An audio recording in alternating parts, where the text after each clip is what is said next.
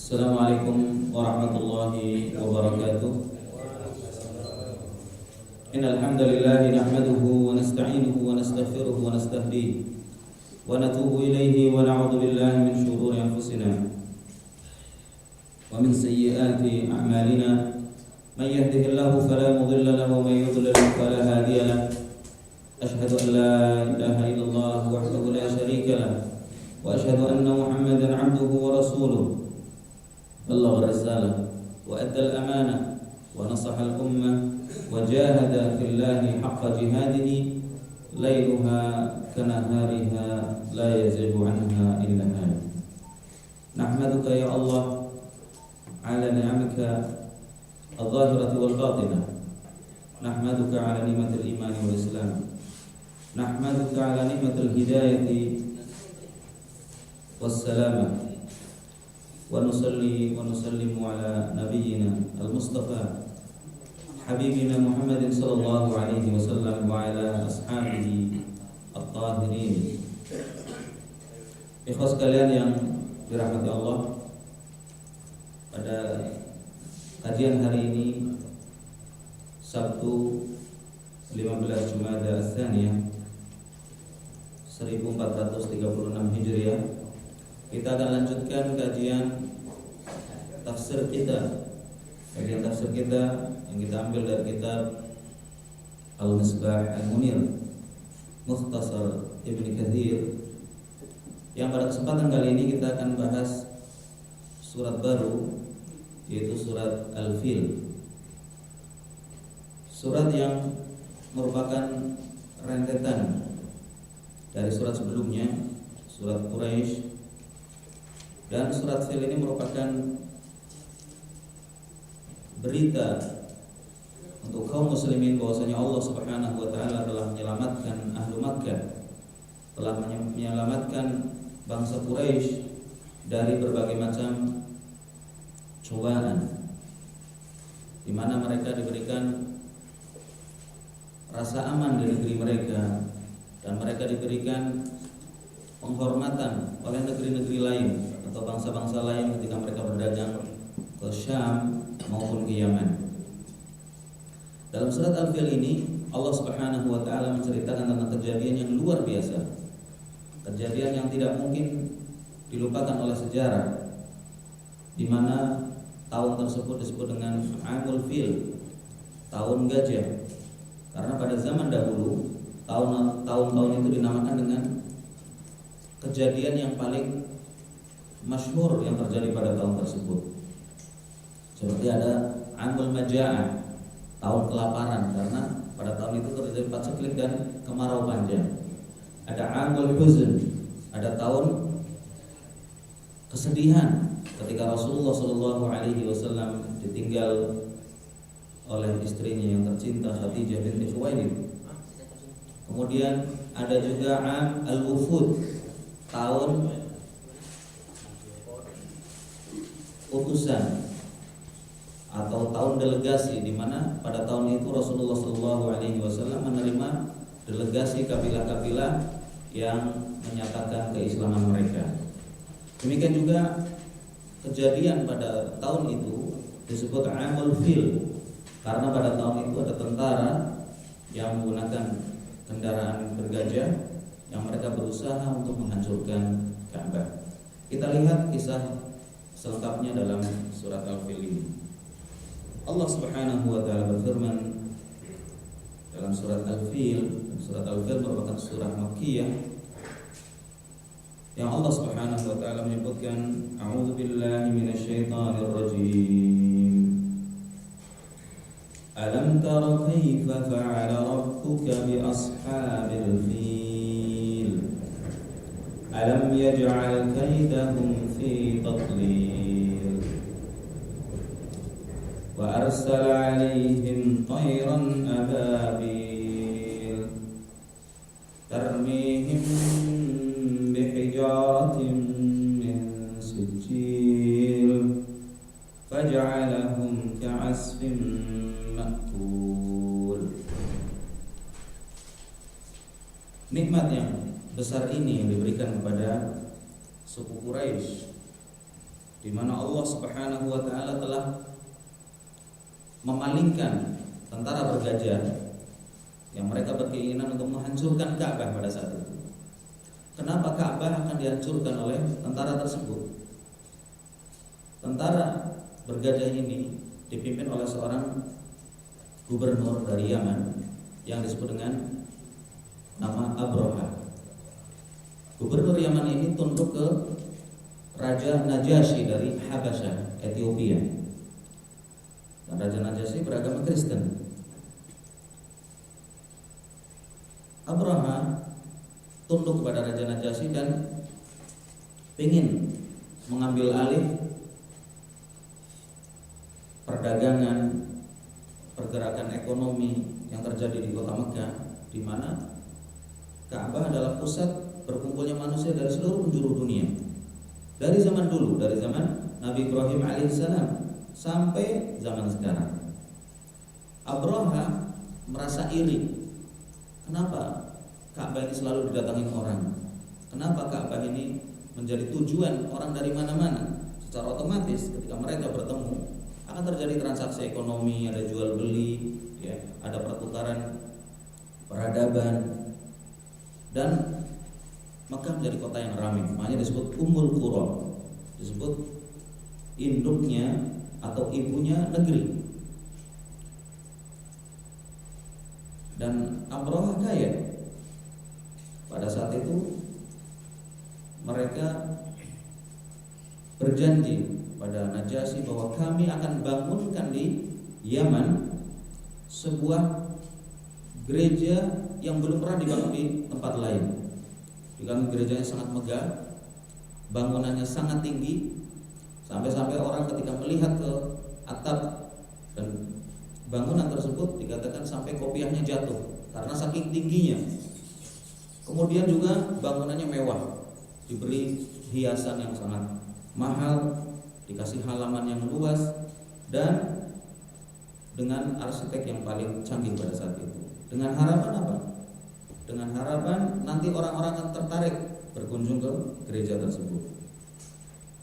Kemudian dia mengatakan la asrifu hajjal Arab ila hadhil kanisah. Dia katakan saya akan palingkan hajinya orang Arab yang mereka pada haji ke Mekah akan dipalingkan, diarahkan ke gereja ini yang ada di Yaman. Namun setelah gereja ini dibangun, ternyata nggak ada yang berkunjung, nggak ada yang datang untuk ibadah atau untuk berkunjung dan berekreasi ke situ. Tetap tidak berpengaruh pada kondisi Ka'bah dan pengunjungnya. Bahkan diriwayatkan ketika orang Quraisy mendengar bahwa Abraha ini ingin memalingkan hajinya orang Arab dari Ka'bah ke gereja ini, itu dia langsung datang dari Mekah. Bayangin saat itu datang dari Mekah menuju ke gereja tersebut.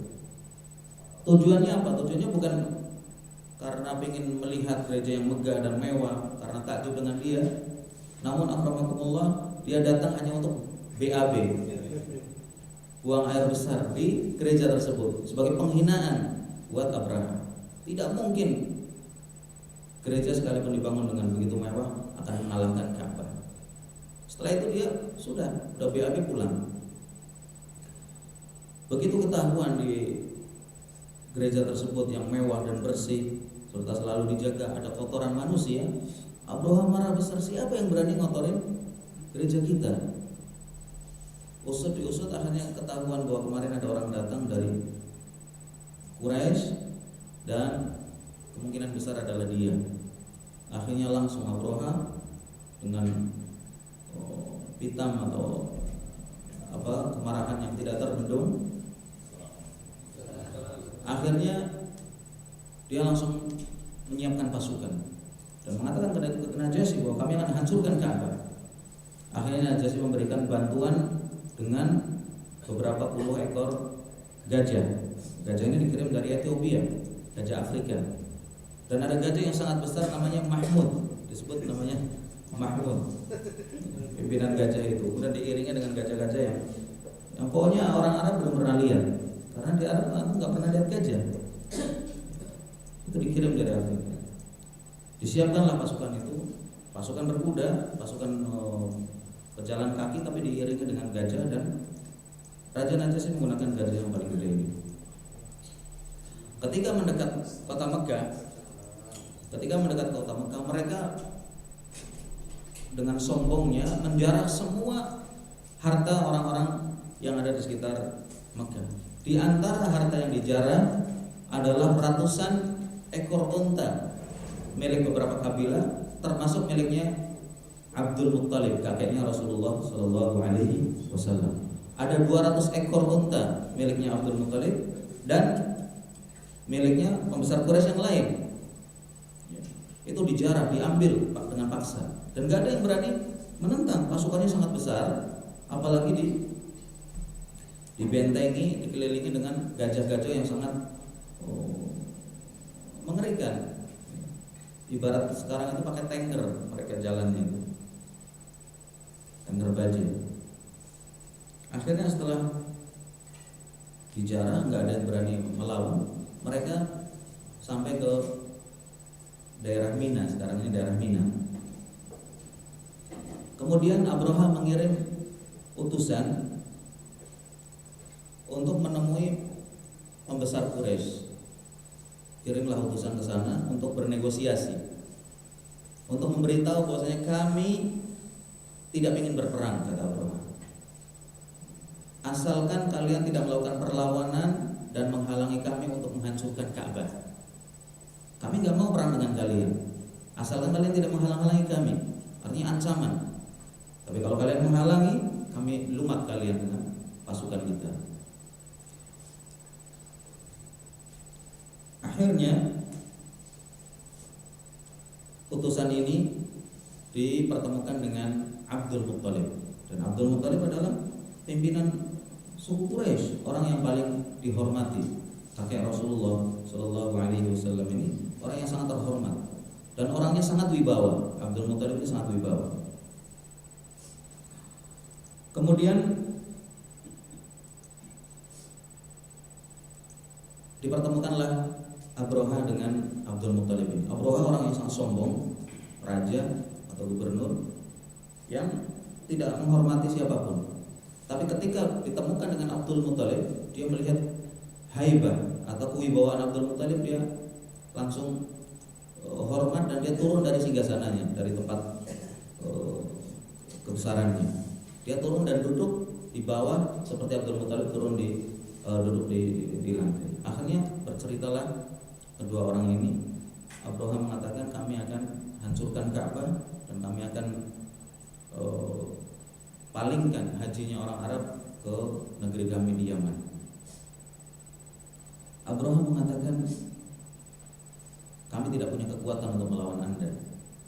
Kami tidak punya pasukan untuk membela Ka'bah.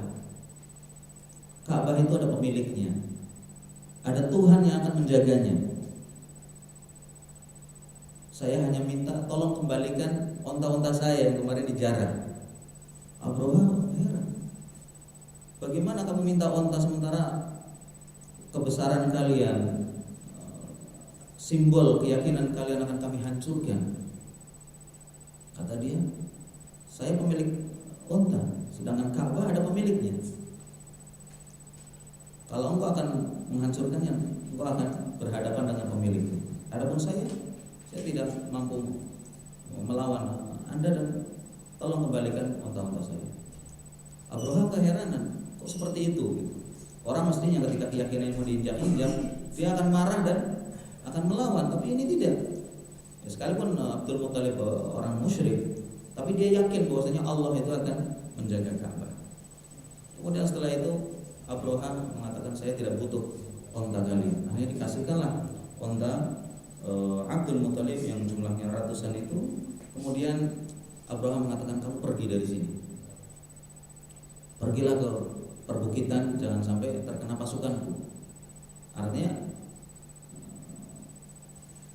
Abraha ini mungkin kasihan atau melihat Abdul Muttalib ini orang baik dan orang yang tidak bikin masalah, suruh mengungsi, jangan sampai terkena pasukan. Akhirnya Abdul Muthalib ke Ka'bah mengambil kunci itu Ka'bah, kemudian dia pergi dengan onta-onta dan keluarganya, dengan anak istrinya serta anak-anak cucu-cucunya ke perbukitan untuk menyelamatkan diri.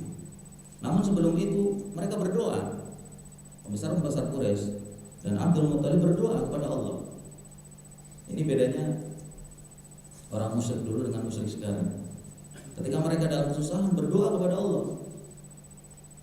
Orang kita sekarang padahal muslim, Abdul Muthalib kafir, tapi berdoa kepada Allah.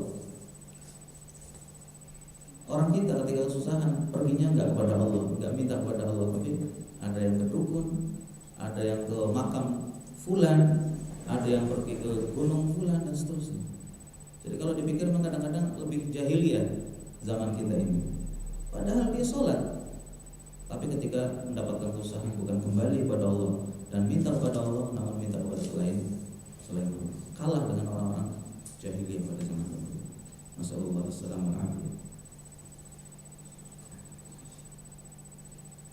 Kemudian ketika Abdul Muthalib sudah pergi dengan onta-ontanya, Abraha mulai mempersiapkan pasukannya lagi. Jadi pasukannya itu diistirahatkan sebelum masuk kota Mekah di daerah Mina atau yang dikenal dengan Wadi Muhassir.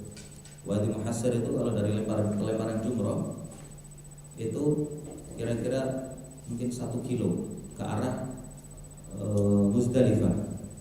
Dan Wadi Muhassir itu jauhnya mungkin sekitar setengah kiloan, karena kalau diukur zaman dulu ukurannya itu dengan lemparan kerikil.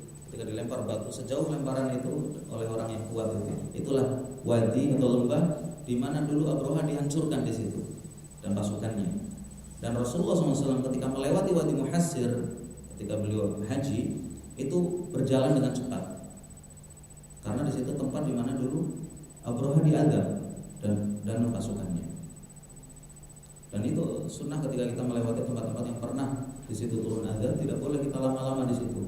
Bukan kita malah rekreasi atau nonton lihat-lihat dan seterusnya, karena tempat di mana pernah turun azab di situ kita dianjurkan untuk tidak lama-lama di situ. Anehnya pimpinan gajah yang paling besar Mahmud itu ketika disiapkan untuk menyerang dan menghadap ke atau diarahkan ke arah Ka'bah, dia diam, bahkan dia duduk, tidak mau maju. Tapi giliran diarahkan ke arah lain, ke arah Yaman pulang lagi atau kanan dan kiri, dia cepat banget larinya. Iya. Jadi ketika disuruh menghadap ke depan meneruskan perjalanannya dia nggak mau. Dan ini bikin Abraha sangat marah. Ya, dipukullah, dicambuklah supaya jalan, namun dia tetap tidak mau jalan. Tapi ketika diarahkan ke arah lain dia langsung jalan. Mungkin dia melihat malaikat di depannya, melihat tentara Allah yang sudah bersiap-siap akan menghancurkan mereka. Pada saat itulah disebutkan oleh Ibnu Ishaq bahwasanya ketika pasukan sedang mogok atau gajah-gajah itu sedang mogok, Allah Subhanahu wa taala mengutus dan mengirimkan pasukan yang jauh lebih kecil dari gajah-gajah itu. Itu ribuan, mungkin jutaan burung-burung yang berbondong-bondong. Tayran ababil. Tayran ababil bukan nama burung. Orang mengenal bahwa namanya itu burung ababil. Ababil itu maksudnya berbondong-bondong, datangnya seperti gelombang, sehingga langit itu gelap.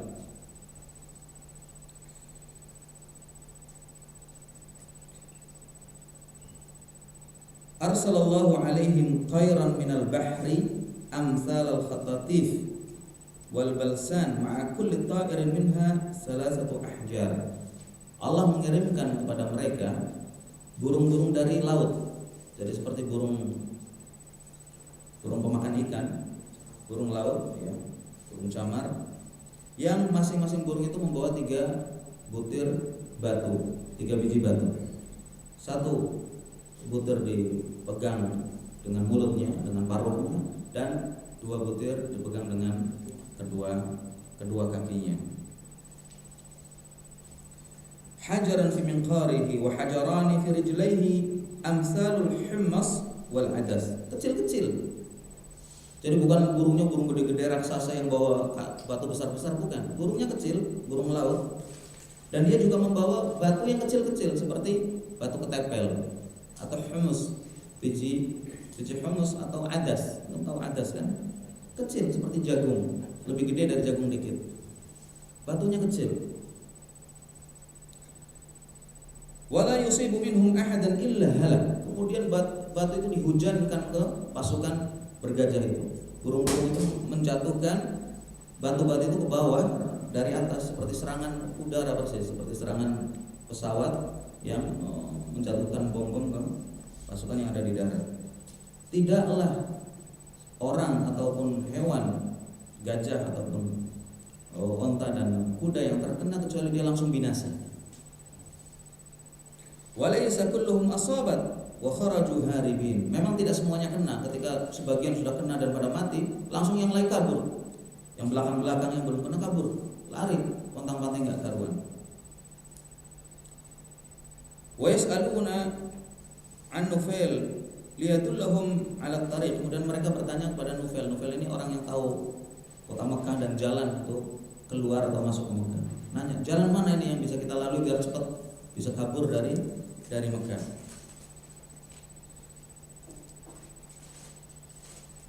Kemudian diberitahukanlah bahwasanya jalan pulang itu adalah lewat sini dan akhirnya mereka kabur.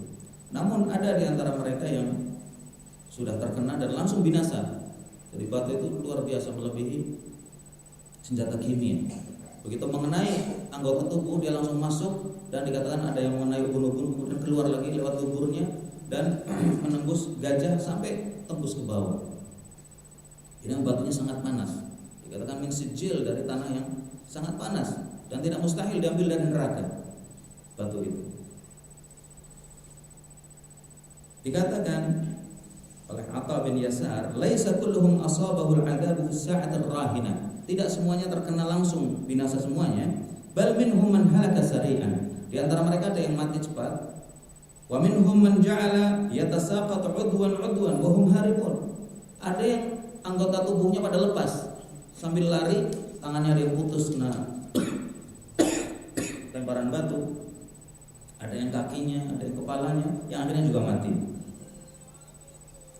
Wa kana Abraha mimman tasaqat udwan hatta mata biladi Khaz'an.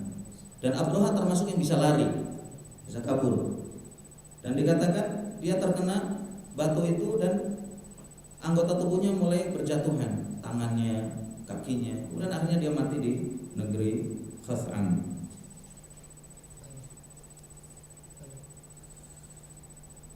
Wa usiba Abraha fi jasadihi wa kharaju bihi ma'hum yasqutu unmulatan unmulah. Dikatakan Abraha ini terkena lemparan ini namun tidak langsung mati. Dia lari, kemudian jarinya mulai berjatuhan, pada lepas. Hatta qadimu bihi San'a, sampai dia sampai ke San'a. San'a itu salah satu kota di Yaman. Sampai pulang, selamat sampai ke San'a, belum mati. Wa huwa mithlu farkhit ta'ir. Dikatakan Abraha yang tadinya sombong dan takabur, layaknya seorang raja yang berkuasa, dia menjadi seperti seekor burung kecil atau anak burung yang tidak punya daya dan kekuatan.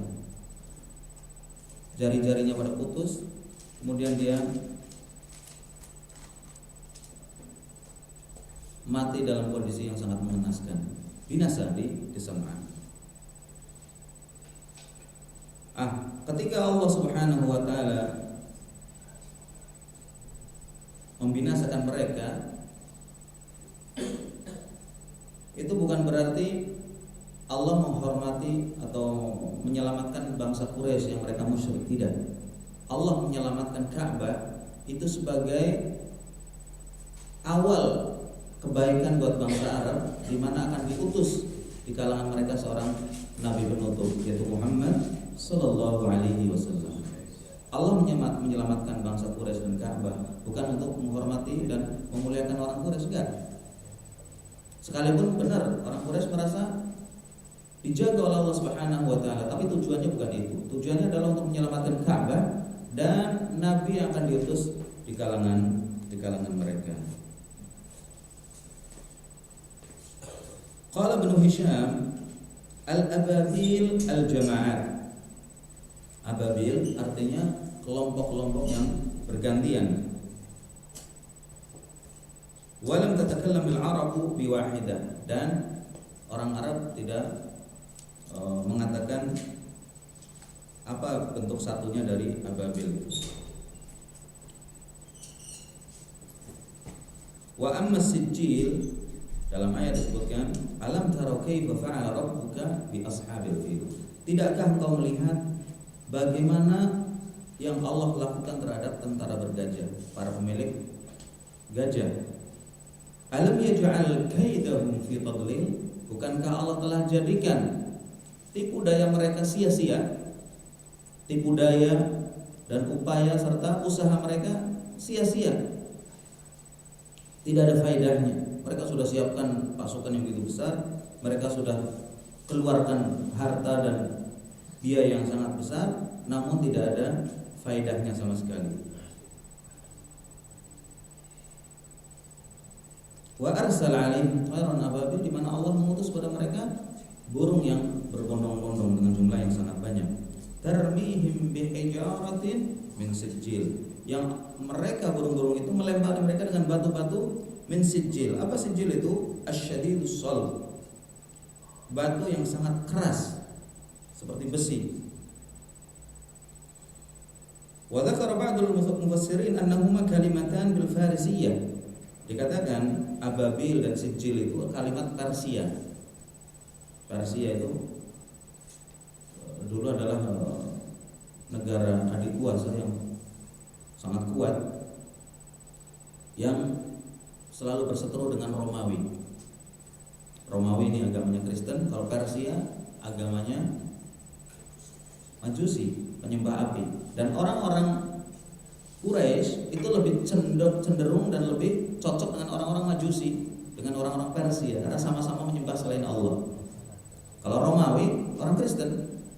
Di samping juga secara geografis, secara letak itu Persia lebih dekat. Persia itu sekarang Iran dan sekitarnya, Khurasan, wilayah Khurasan. Kalau Romawi jauh. Nah, sehingga secara emosional mereka lebih dekat ke Persia, dan banyak mereka terpengaruh dengan bahasanya.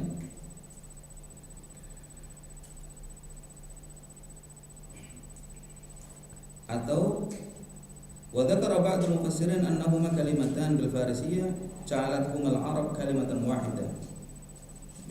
Wa innama huwa sunj wa jil. Sijil itu dari kata sunj dan jil, tapi dijadikan satu dalam bahasa Arab, sijil. Artinya apa? Sijil itu batu, batu dari tanah. Dikatakan sunj itu hajar, wal jil at-tin, batu dari tanah.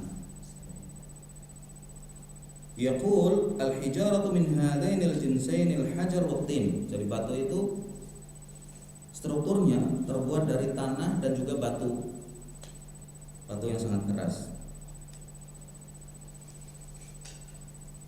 Tayran ababil qala al-firaq. Dikatakan oleh Hammad bin Salamah bahwasanya tayran ababil, burung yang berbondong-bondong, maksudnya al-firaq, kelompok yang bergantian. Wa qala ad-dhahhak ababil yatba'u ba'daha ba'dan. Dhahhak mengatakan ababil maksudnya burung yang datangnya bergantian, tidak terputus. Jadi yang ini melempar, pergi, datang lagi, yang membawa batu lagi, melempar, dan seterusnya. Tidak ada henti-hentinya seperti gelombang. Qala Mujahid ababil syatta mutatabi'ah mujtami'ah. Maknanya ababil adalah datang bergelombang terus menerus, dan mereka berkelompok. Datangnya enggak satu-satu tapi gerombolan. seperti kebanyakan burung yang ketika mereka terbang dengan sesamanya. Al-Kisai mengatakan, sami'tu ba'dhan nahwiyyin yaqul wahidatul ababil ibbil. Dikatakan bahwa mufradnya atau singlenya ababil dalam bahasa Arab adalah ibbil. Jadi ibbil jamaknya ababil. Wa arsala alaihim tayran ababil hiyal aqati kal ibil al mu'abbalah. Allah mengutus kepada mereka burung yang berbondong-bondong. Maksudnya adalah aqati', kelompok-kelompok yang datang silih berganti, seperti onta yang datang secara bergantian.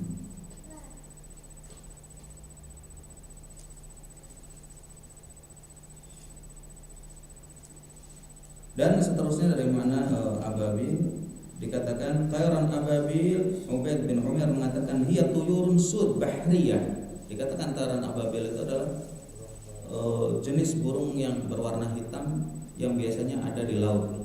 Burung pemakan ikan. Pecuk. Iya. Dan dikatakan hadhihi asaniduhu sahihah. Riwayat-riwayat ini semuanya sahih.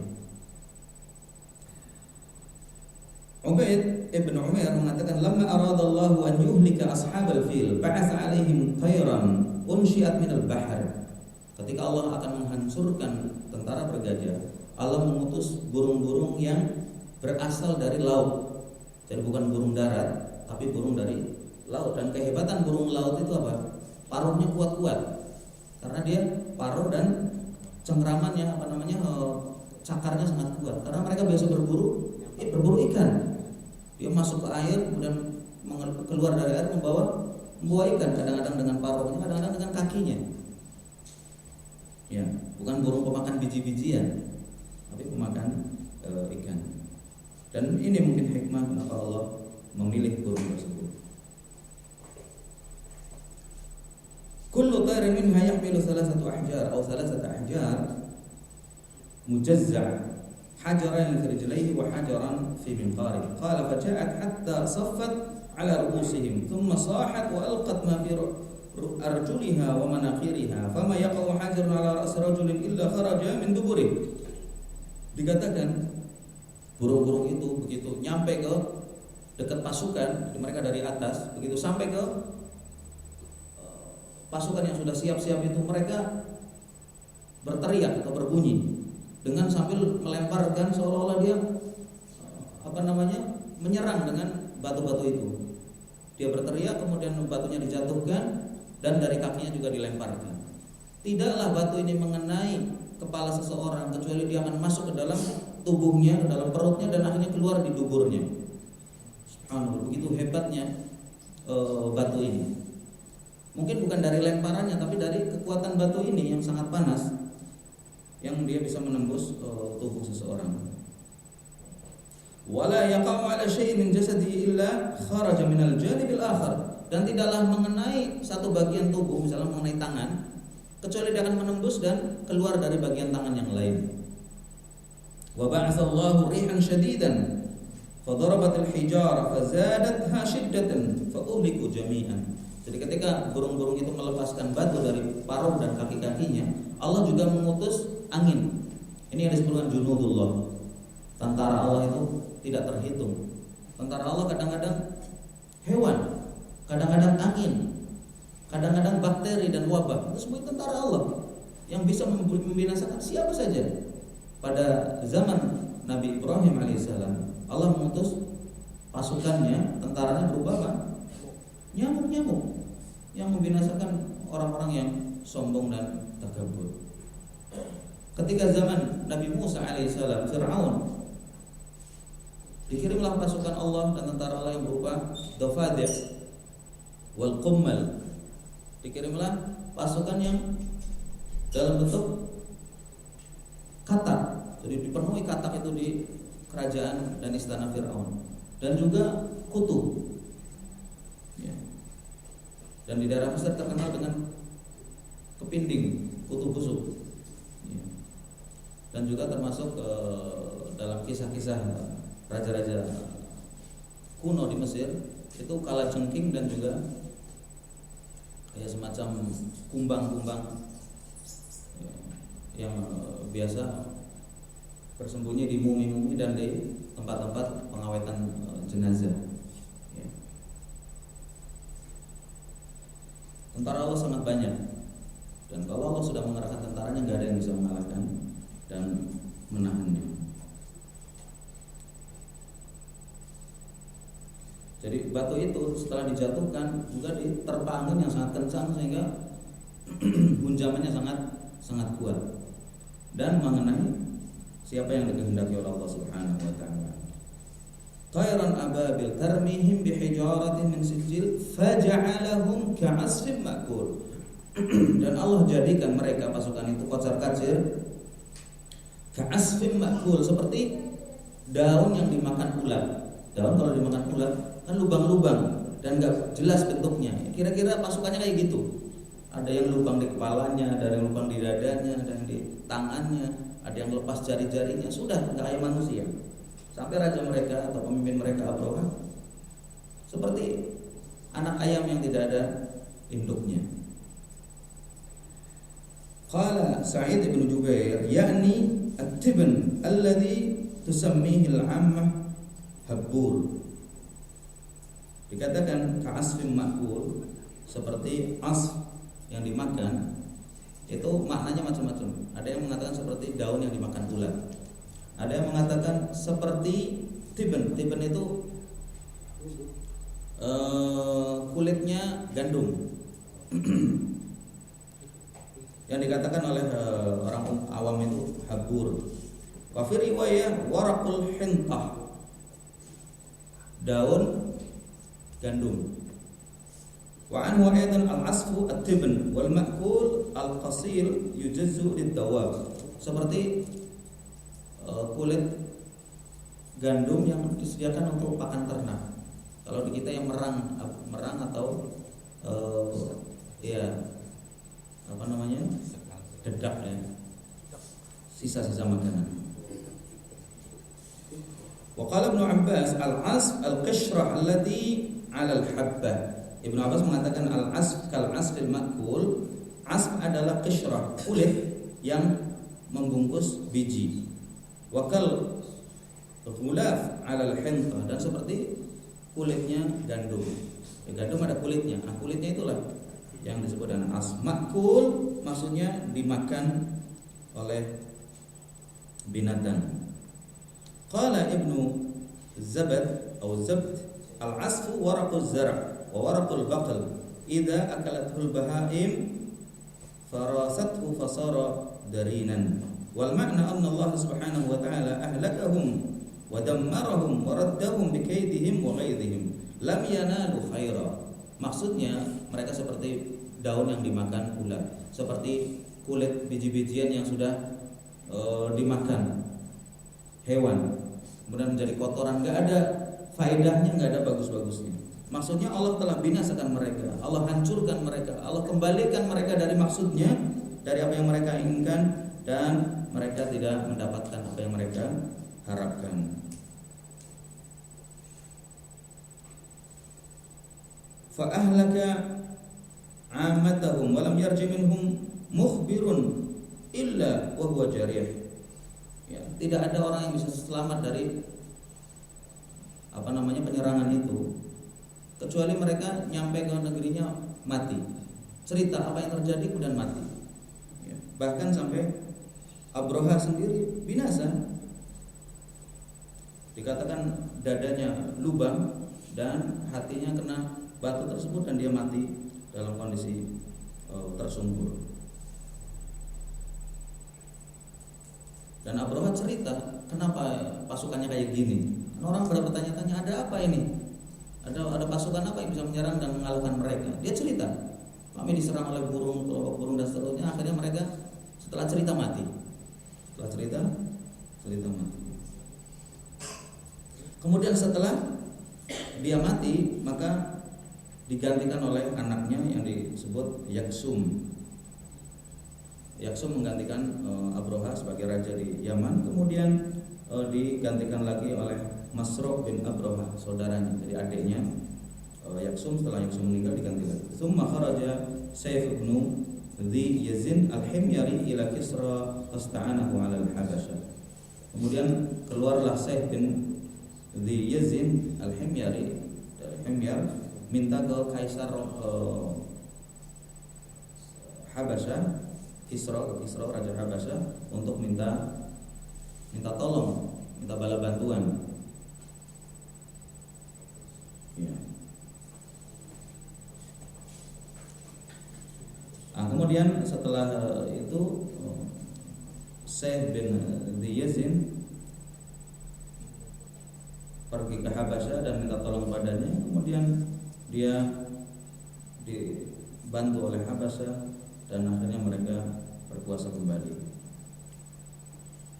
Ya, ini tentang tafsir surat Al-Fil yang menunjukkan bahwasanya Allah Subhanahu wa taala menyelamatkan Ka'bah dari serangan orang-orang yang berusaha untuk menghancurkan dan membinasakannya. Dalam hadis diriwayatkan oleh Imam Bukhari dan Muslim, anna Rasulullah sallallahu alaihi wasallam qala yauma fathi Makkah, ketika hari dibukanya kota Mekah, ditaklukkannya kota Mekah, Rasulullah SAW bersabda, innallaha habasa an Makkatal fil wa sallata 'alaiha rasulahu wal mu'minin wa innahu qad 'adat hurmatuha al-yawm ka hurmatiha bil ams ala falballigh asy-syahidul ghaib.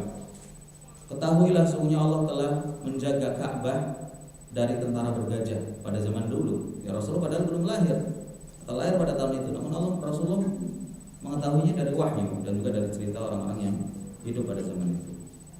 Wa sallata 'alaiha rasuluhu rasulahu, dan pada hari ini, pada hari Fathu Makkah, Allah telah memberikan kepada Rasulnya serta kaum muslimin untuk bisa menguasai Ka'bah dan Makkah. Ka'bah dulu atau Makkah tidak pernah ada yang menaklukkannya, sampai Abraha yang begitu hebat pun tidak bisa mendekati Ka'bah. Tapi hari ini Rasulullah dan kaum mukminin telah menguasai Ka'bah dan Mekah. Wa innahu qad 'adat hurmatuha, dan sungguh Mekah ini telah kembali haram. Jadi tidak boleh orang berperang di Mekah, tanah haram. Dan hanya dihalalkan oleh Rasulullah SAW sa'atan min nahar. Diberikan kesempatan untuk menaklukkan kota Mekah hanya sangat singkat waktunya, satu jam loh, dengan ukuran kita, atau beberapa saat di siang hari. Sa'atan min nahar, hanya beberapa saat di siang hari. Setelah itu adat hurmatuha ka hurmati abil ams. Kemudian setelah dibuka kota Mekah dan tidak ada perlawanan yang berarti, sehingga kota Mekah menjadi milik kaum muslimin atau negeri kaum muslimin, bukan negeri kafir lagi, kembalilah kehormatan kota Mekah seperti dulu sampai hari kiamat. Tidak ada orang yang boleh mengusiknya, tidak ada yang boleh berperang di dalamnya, tidak boleh orang melakukan kriminal dan kejahatan di dalamnya, tidak boleh diusik keamanannya. Wal ala falyuballigh syahid al-ghaib, kata Rasulullah, hendaklah orang yang hadir mendengar perkataanku ini sampaikan kepada orang-orang yang tidak hadir, bahwasanya kota Mekah ini haram sampai hari kiamat, tidak boleh diganggu gugat, tidak boleh takut-takutin penduduknya, apalagi sampai dirusak negerinya. Ini akhir dari tafsir surat Al-Fil, dan hadis tadi sahih diriwayatkan oleh Imam Bukhari dan Imam Muslim. Intinya surat Al-Fil ini memberitahukan kepada kita semua bahwasanya Allah telah melimpahkan nikmat yang sangat banyak, baik kepada orang Quraisy secara khusus maupun kepada kaum muslimin dengan menyelamatkan Ka'bah dari berbagai macam ancaman yang mengganggunya. Ya, itu yang bisa kita bahas pada kali ini, mudah-mudahan bermanfaat. Billahi taufiq wal hidayah. Wassallallahu ala nabiyina Muhammad wa ala alihi wa sahbihi ajma'in.